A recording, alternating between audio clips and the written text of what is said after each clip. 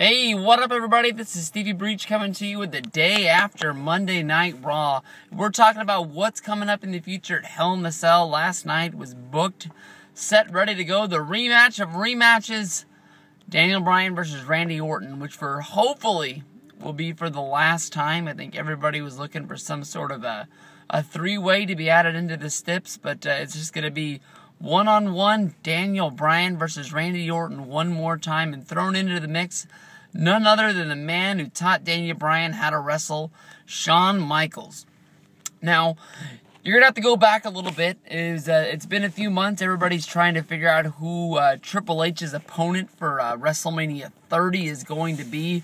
There's been a lot of rumors that there's going to be a McMahon versus Man feud, and whoever's going to take over, the WWE. We're all looking for Vince to come back and somehow go up against Triple H and Steph and say, that they are running things right now, but they're not running things the right way. They're not doing it the way Vince would do it.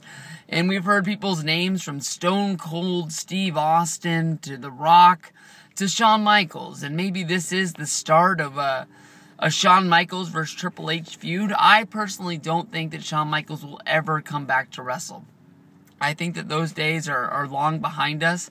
And when I was listening to the Observer Radio this morning, there was a little thing in there about how they're building up this Triple H and Big Show thing. And they're saying, what if, Big Show is the mystery man that is named to be Triple H's opponent to take on Triple H at WrestleMania for the rights to be the guy that's in charge of shit in WWE storyline wise.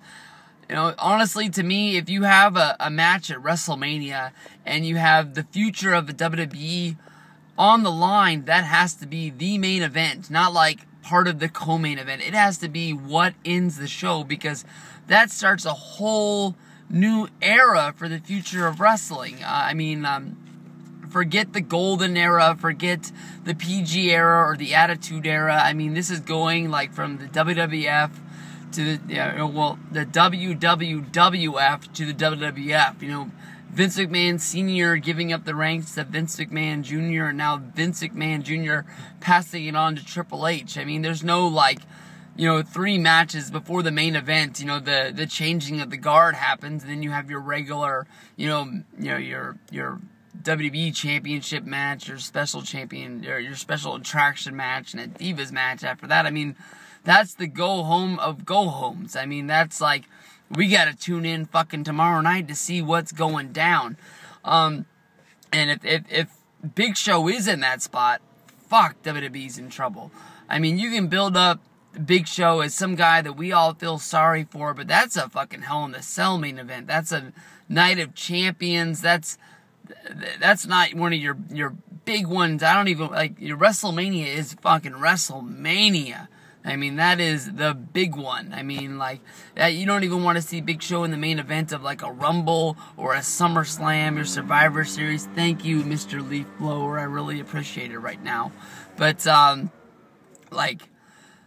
wow. But who knows if Shawn is gonna, you're definitely in the upcoming weeks, you're going to have some sort of, Shawn Michaels and Triple H interaction in what's going on. That's going to be one of the big storylines that, Triple H is running shit, but is Shawn going to go off on his own, or is Shawn going to help him? I know that when you go back and you watch the WrestleMania 28 main event, that they hinted to go along with the plan, and there was a point in the match when, Shawn hit the Sweet Chin Music on Taker, but that was sort of like the payback for Undertaker locking him in the submission move and thinking it was Triple H. It was basically the receipt for what happened in there. But if it comes down to it, and Shawn plays the way it's supposed to be, and he counts it down, I don't really see the storyline playing out any other way of him raising the hand of Daniel Bryan. I don't see why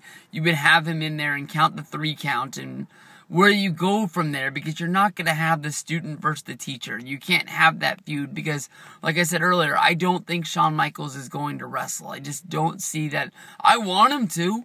I'd have him wrestle on Monday Night Raw on pay-per-view every night for the rest of my life. I think that would be excellent. I love Shawn Michaels. But I think when he hung it up, I think he honestly hung him up. I think that, There is no one more match. He doesn't want to ruin that special moment that he had with The Undertaker. I think that he did the honors, for Ric Flair, giving him that great match at WrestleMania 24, and you can say what you want to say. It's never really came out publicly, but there's been a lot of things that, Shawn Michaels has mixed emotions about what Flair's doing. He knows that Flair had to come back and he had to wrestle for TNA because he had to make money because he's fucking broke. But, he gave him his word that was going to be his last match. And I know that TNA isn't on the same scale that, WWE is, but it's still nationally televised. It's not like Kevin Nash. Kevin Nash came out and said he had his last match against Triple H and he had his best match against his best friend. And then he goes off and he'll wrestle a match in Bumfuck, Wisconsin, in some tag match with Scott Hall at some indie show that people pay $20 a seat to get into.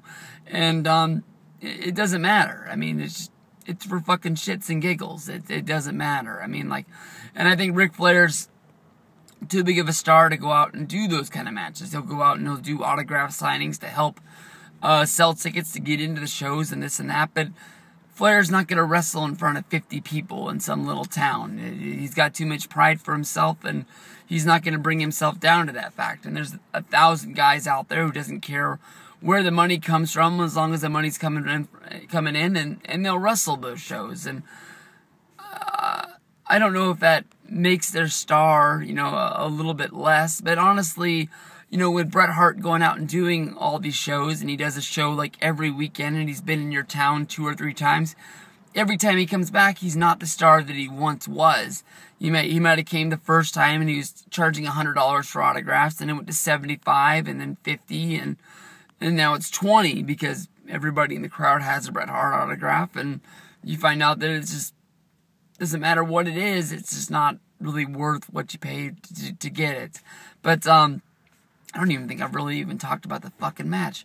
I just think that honestly, when it comes down to it, Daniel Bryan's gonna win, because why would you put Shawn into the match if he's not gonna raise the hand of the guy that he raised? And where that goes from there, if it goes to a WrestleMania 30 match of Shawn versus Hunter, or it just show ends and then he comes up on Raw and Hunter's mad at Shawn, but it's on one of the fucking DVDs. I don't even remember which one it was. It might have just been a regular Kevin Nash shoot interview, but Kevin Nash was asked why Triple H wasn't having all his buddies in there running shit. Why Nash wasn't there, why Hall wasn't there, why X-Pac wasn't there, because, Vince had sort of put the guilt trip on it. As soon as you're running stuff, are you going to bring all your boys back? Are you going to reform the clique, and you guys are going to sort of run things the way you thought you were going to have them? And Triple H said no, and Vince is putting the elbows to him, yeah, come on, are you really going to do it? So,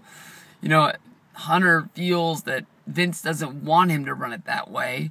He wants it to run it his way, and who's to say, X-Pac has gone down and he's done things for FCW, helping the wrestlers out. Billy Guns came down there, and I think he's one of the trainers that's actually on there, but, he doesn't want the boys, the clique running things. So, I don't think that Shawn's ever going to come back and take that spot, but, I don't know. I can't see Orton winning this match, especially with Shawn Michaels in there. I don't think Shawn Michaels wants to be a heel, even if it is for one night. I think he wants to be portrayed as a good guy, even if he has to go up against his buddy Triple H. It's just not going to happen. So right on spot now, my winner at Hell in the Cell it has to be Daniel Bryan.